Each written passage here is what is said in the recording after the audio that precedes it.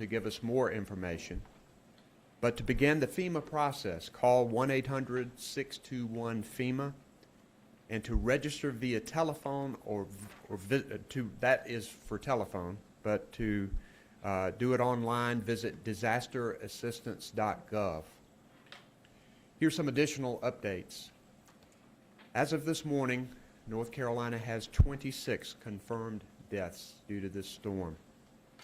We know North Carolina families and friends of these victims are suffering, and we extend our deepest sympathies to them. There are more than 1,100 road closures, including I-95 and I-40 still, numerous highways, and other primary routes. While road conditions are starting to improve in some parts of our state, rising creeks, streams, and rivers continue to make travel unsafe in many areas of our state. 343,000 people approximately are without power, and first responders have reported rescuing and evacuating more than 2,200 people and 578 animals, and rescues are continuing. Farmers are seeing flood and wind damage to their crops. A quarter to a half of the tobacco crop was still in the field and damaged. Cotton, peanuts, and other crops at harvest suffered damage as well. To the approximately 10,000 people staying in our shelters, and the countless more who are staying with friends and families or in hotels. I know it was hard to leave home, and it's even harder to wait and wonder whether you even have a home to go back to. But please, for your safety and the effectiveness of our emergency operations, do not try to return home yet, particularly in the counties of Pender, New Hanover, and Brunswick. Roads remain dangerous, and new road closings are still happening. Know that you're not alone, and people will be working to help you. I was in New Bern yesterday. The damage there is devastating. I had a chance to speak with people, some who rode out the storm and who said they wouldn't do it again if they had a chance to make the decision over. I also joined the Baptist men as they handed out hot meals to people in need. As distressing as this damage is, it's equally heartening to watch neighbors helping neighbors and see volunteers and people of faith stepping up to do their part. This is the North Carolina that I know in my heart, and is the reason we will make this state whole again. I know for many people this feels like a nightmare that just won't end. I know many people are tired of the present and are scared of the future. But please know, we will not give up on you. I want to recognize Mike Sprayberry. Mike. Thank you, Governor, and good afternoon, everyone. The State Emergency Operations Center is still activated at a level 1 with all of our state, federal partners, with volunteers, and also the folks from the private sector. On day 9 of the operation for Hurricane Florence, I want to stress to everyone that we need to remain vigilant, as many of our rivers in eastern North Carolina will be cresting over the next few days, in fact, through Saturday. Significant out-of-the-riverbank flooding is expected and will continue to impact the state.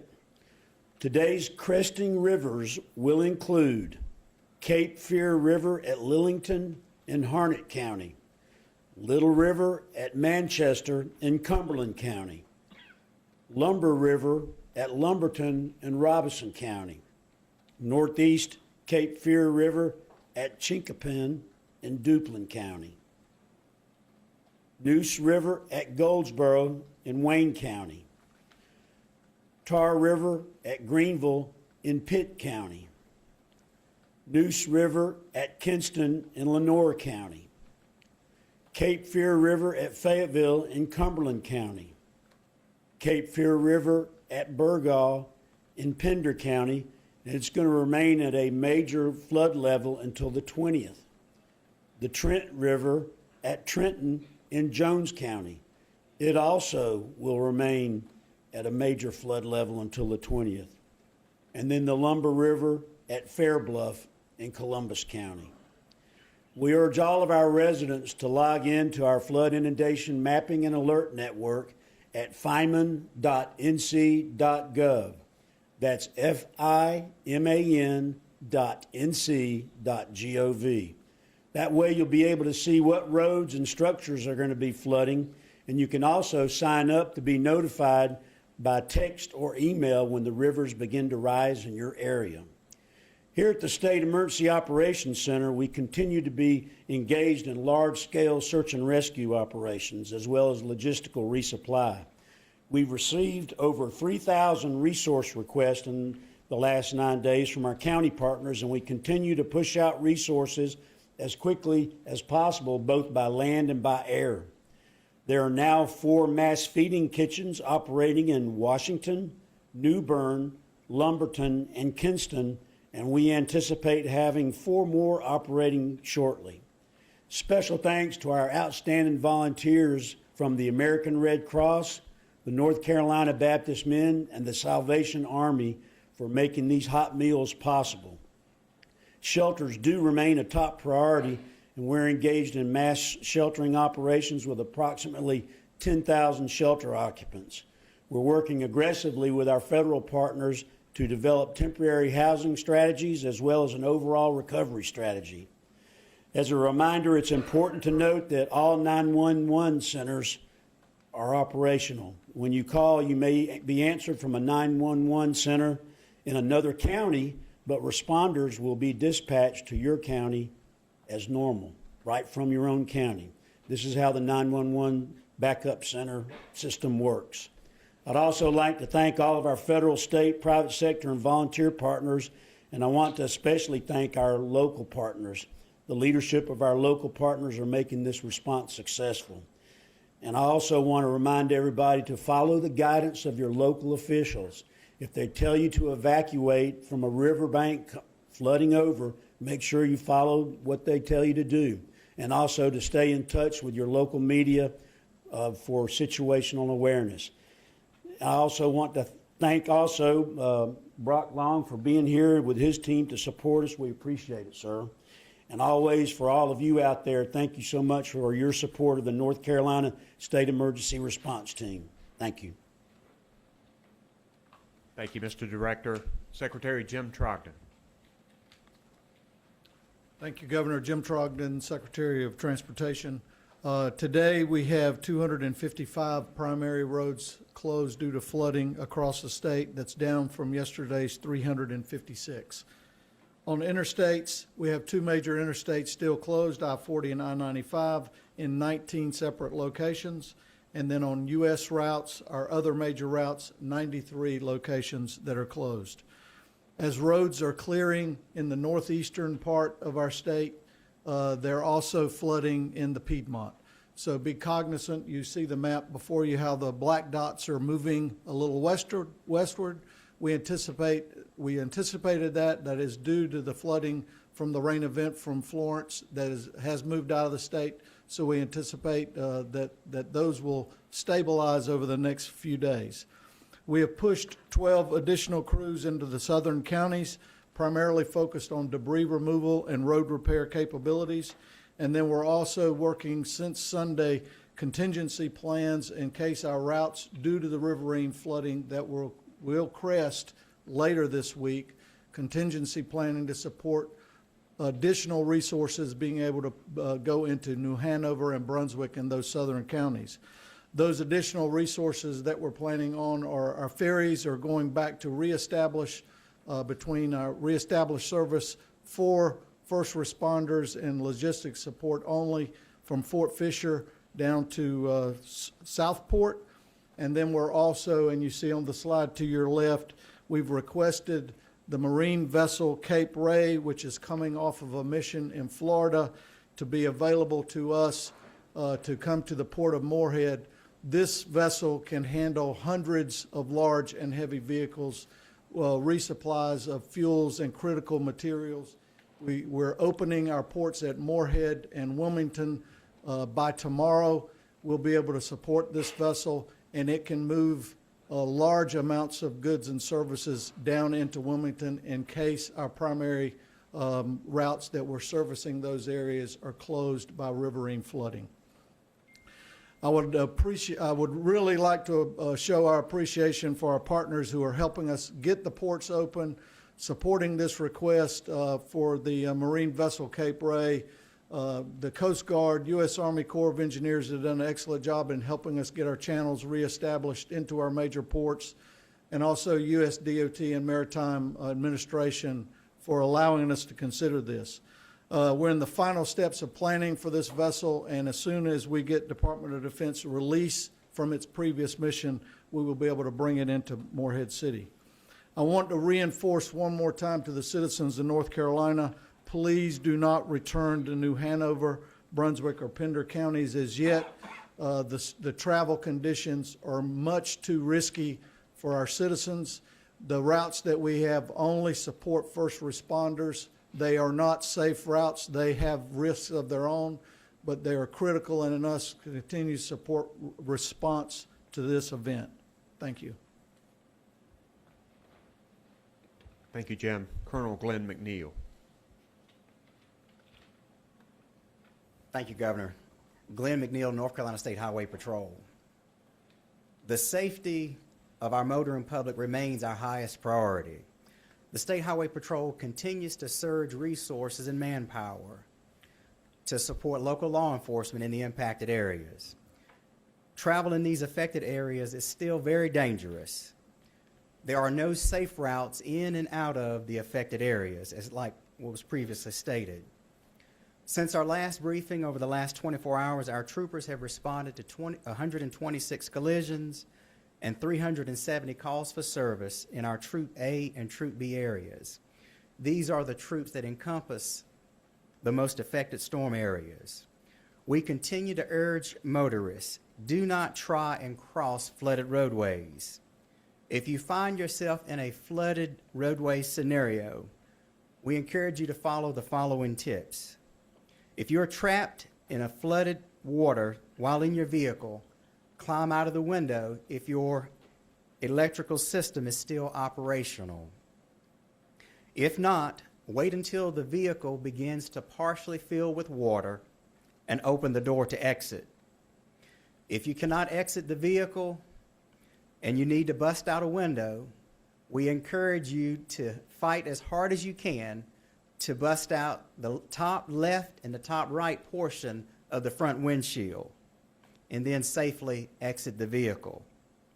If you have to travel into these areas or leave your home if you currently live in the area, we're asking everyone to please visit drivenc.gov to avoid traveling into dangerous and closed roadways, and to avoid the rumors that are being circulated that some of these roadways are about to open. That's simply not the case. So please stay tuned to your local media and also visit drivenc.gov to make sure that you can verify the road route that you plan to take. Thank you.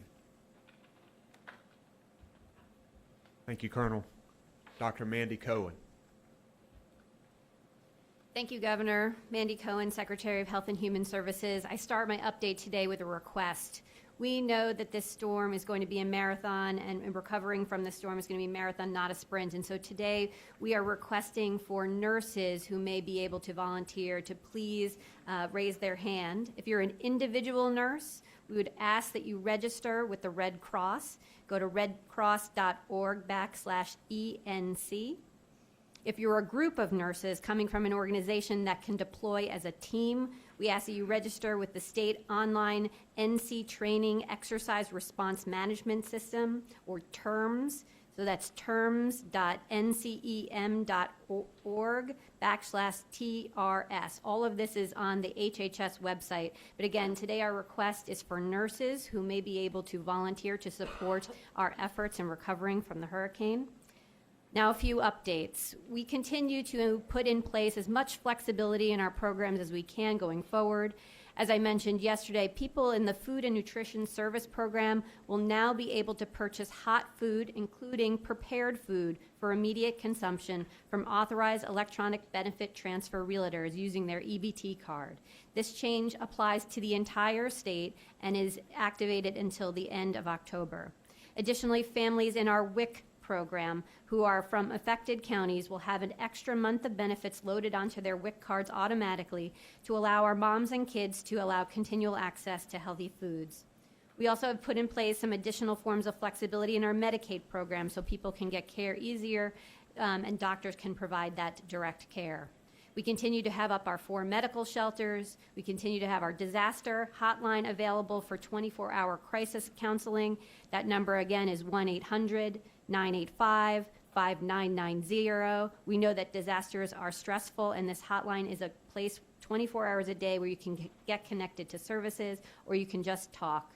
Know that you're not alone and help is available. That's 1-800-985-5990. And last, let me end with a few health and safety messages that you continue to hear from all of us up here.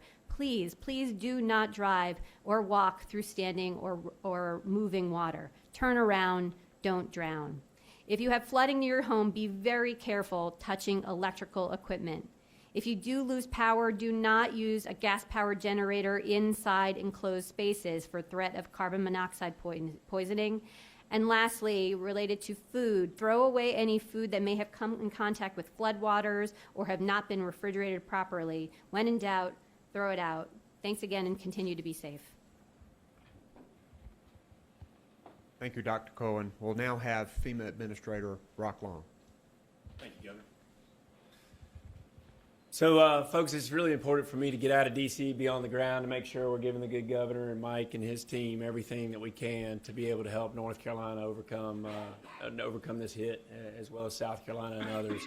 I'm very pleased with where we are, but I know we got a long way to go because this event's not over. So, I think the next 48 hours are going to be incredibly critical. We're going to do everything we can to help the governor and his team, the dedicated members you got across the state working to focus on life safety and life-sustaining missions. We realize we got a lot of people out there in shelters, and we realize there's a lot of displaced folks, so we're doing everything that we can to make life a little bit better, each and every day as progress is made. It's going to take some time for the water to recede, as the governor was pushing forward and Mike was pushing forward, that some of these rivers still haven't crested yet, which is incredibly frustrating, not only to you wanting to go home, but it's incredibly frustrating to the responders and to our private sector partners who want to get in and fix the infrastructure. So as the system goes, as the water recedes and the safety search and rescue mission comes to an end, we're going to be focusing on other critical lifelines, such as fixing the transportation system, helping our partners do that, helping Mr. Trogdon do that. Because we know we got to get the roads back open to fully get the power back on so that power crews and private industry can get back in to get the power on. We get the power on, we solve, 95% of the infrastructure problems that we see. We also know that we're going to be dealing with a lot of hazardous waste, agricultural issues, all kinds of things. And so we're trying to push down everything that we can, to overcome and alleviate and stabilize those critical infrastructure lifelines. Now, when it comes down to taking care of people, that's priority number one. So what we're doing now is, the governor put forward, 1-800-621-FEMA. Okay. We're also asking you to go to disasterassistance.org. We want to try to accomplish as much of this digitally as we can. People going into the internet and being able to, register for assistance is sometimes easier than making a phone call, but we realize not everybody has the power on, not everybody has access to computer capabilities. You can also download our FEMA app, and it can help you to provide you tips that will lead you hopefully through the recovery, but also to register. So a couple other things too. FEMA, we realize that we're pushing forward. We realize this is going to be a big recovery mission and taking care of people. So we're pre-positioning not only our disaster assistance teams, we have thousands of people that we are pushing forward into the field to work case management, to make sure that we get into the communities. You're going to start seeing our people get into the communities as soon as they can, going to community centers, going to shelters, and being able to get out in front and help people register for assistance so that we can start kickstarting recovery. The other major program that FEMA runs is the NFIP program, National Flood Insurance Program. If you are a policyholder, call your local insurance agent. We're also going to be pushing out several thousand claims adjusters out into the field to also help this process. The goal is to expedite the assistance as quick and as fast as we can. But I'm here to say, you know, Governor Cooper, you and your staff have done a phenomenal job, and if I could model this state and take it across the country, I would do it. So thank you. Thank you, Administrator Long. We're very grateful for FEMA's assistance, along with Albie Lewis and Gracia Check and the people who are helping us here on the ground at the Emergency Operations Center. Questions for any of us up on the stage? There are dozens, maybe a couple hundred ambulances sitting in Garner. Doesn't look like they've done anything yet. Is that they're going to be needed? Did we just have too much? Were they staged in the wrong place? If someone could speak to that. You know, I don't think any one of us can verify right now whose ambulances they are, but we did mobilize. Oh, they're FEMA's. Okay, then that's the National Ambulance contract that we roll. That's a preposition asset to make sure that if anything fails in the health and medical arena and there's large-scale evacuations of hospitals or assisted living facilities, we mobilized a massive amount of ambulances into the state to be ready to support that mission. And luckily, we're not having to use them at this point. So, yeah, you're going to find stuff that's staged, ready to go, because we never know how bad these things are going to be. And it's a guessing game until, you know, Florence fully exits the area. So, good question. Thank you.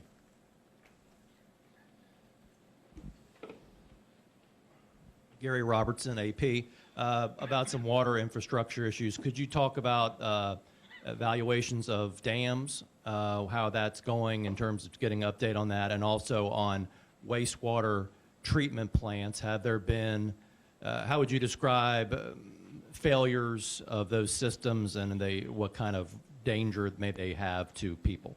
So the dams appear to be holding, and we are working closely with DEQ to have flyovers of dams to make sure that they're being looked at and analyzed, what the water levels look like, so we don't see any issues with that. We did have a small dam failure this week in Brunswick County, but there were no households in the inundation map. And what was the other part of the question? Right, watching that very carefully. You know, we have a water system failure in Southport, but we got parts on the way, and so we think that'll be mitigated shortly.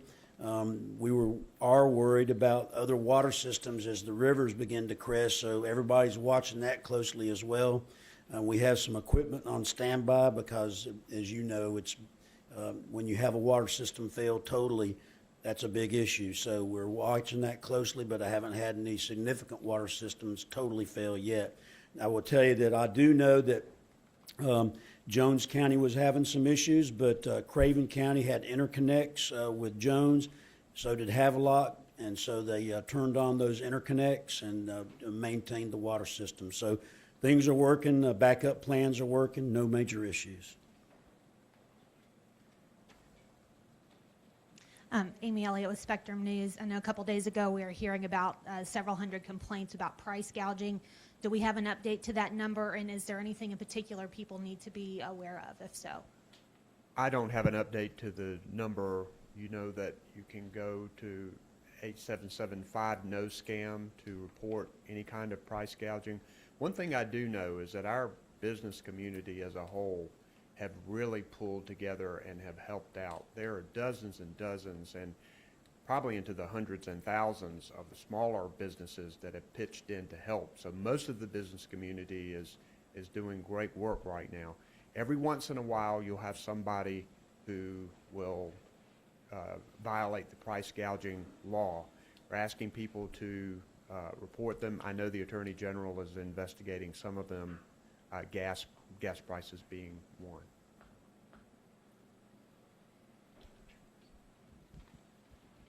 Hi, Rose Hoban, North Carolina Health News. Wanted to just get a little bit more detail on the medical shelters. You know, how many folks do you have there? And you had mentioned to me earlier this weekend, Dr. Cohen, that perhaps there might be a fifth shelter opened. What's the status there? Thanks for the question. We have 4 shelters open right now and have a lot of bed availability. So right now, we do not believe we need a 5th shelter. I can get you those exact numbers, but we're seeing about 75% occupancy in each of those. I know we're still in recovery mode, but I'm sure also some thoughts have spun forward to rebuilding. And I wonder, with Mr. Long, with you here, what are we or can we do different this time, if anything, given that, you know, we've had Matthew and now we've had Floyd? I mean, is there any different thinking long-term in how we react to these storms and how we rebuild and where we rebuild? We want to be smarter. We want to plan this in a way that we get people back into housing as quickly as possible. This storm has put a spotlight on the issue of affordable housing that we have here in North Carolina and all across our state, for that matter. We were talking to Administrator Long this morning about a number of options that we have that could speed up this process, and I might let him say a word or two about that. So we've already been having conversations, and the governor's been expressing his ideas on outcome-driven recovery that we hear loud and clear. And one of the things that we have to deal with in recovery is that recovery is incredibly complex when it comes down from the federal government. And we're trying to do everything we can to cut through that complexity, such as expediting money out into the field to fix infrastructure and different things. We also have several opportunities. There's a lot of tools in the toolbox. What we have to do is figure out and sit down, and we're going to be pre-planning, moving forward with the governor and his staff on what are the outcomes that you want to achieve. I'm a big fan of doing it right. Let's don't rebuild to the pre-disaster standard only to see it being blown out again. We've got to factor in mitigation into the recovery efforts and the dollars that we're putting forward. So we're going to focus on that. We're going to push forward and help the governor make sure that we get over this and do it right. And not only housing, but our infrastructure, our roads, our bridges, our water systems. We want to try to pull in as many federal resources as we possibly can. We've been talking to members of Congress, members of our state legislature. This is going to be a massive rebuilding project. We want to do it right. Governor, so you met with Administrator Long today. Is there anything specific that you told him or his staff that you need or that you feel like has not met the expectations of the state? Right now, FEMA is giving us what we need. They are beginning to get their people out across the state, moving into these areas that are very difficult to enter right now. Administrator Long and I are going to go down to Wilmington today, and we're going to continue to talk about the future. These next 48 hours are going to be critical to make sure that as these rivers rise, we continue to focus on saving lives, but we are talking about both the immediate future and the long-term future. Yes. Lauren Harsh with the News and Observer. Last week, President Trump announced that he was planning on coming to North Carolina. We've been hearing he's coming to South Carolina tomorrow. Is he also going to make his way to North Carolina tomorrow? And when he does eventually come, are you planning on meeting with him? The answer, we believe that there are plans for him to come tomorrow. That's what we believe. I know that plans like that are fluid, and yes, I would meet with the President of the United States when he comes to North Carolina. All right, 211 for everyone who needs information. Thank you to Monica McKee for American Sign Language.